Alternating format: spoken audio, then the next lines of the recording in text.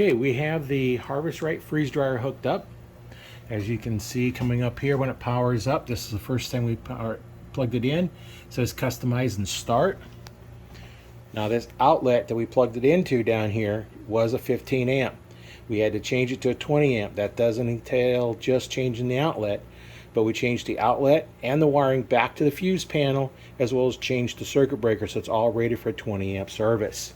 So here's the vents on the side of it, and then there's vents on the back side. But as you can see back here is where the vacuum hose plugs into back here. Now let's come around to the pump. Here's the pump plugs in, and of course when I plugged it in I realized the switch was turned on, but here's the power cord that comes in from the outlet. Here's the vacuum pump. It plugs into here because the freeze dryer will control the pump. It turns it on when it needs it and then shuts it off when it doesn't. So it controls it, so you want to make sure you always plug that in back there.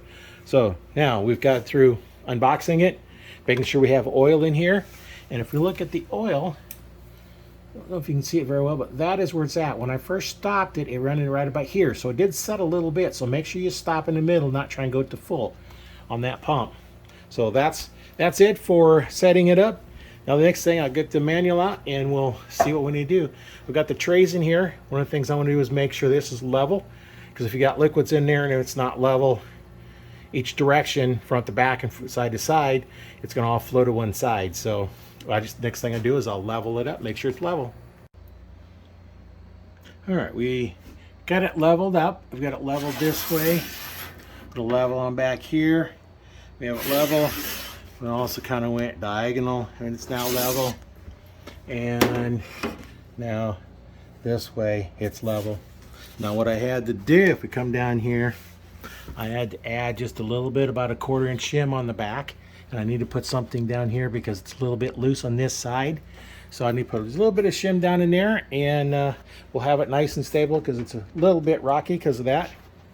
So now it's pretty much level, just one more little step and it'll be level, ready to try our first load.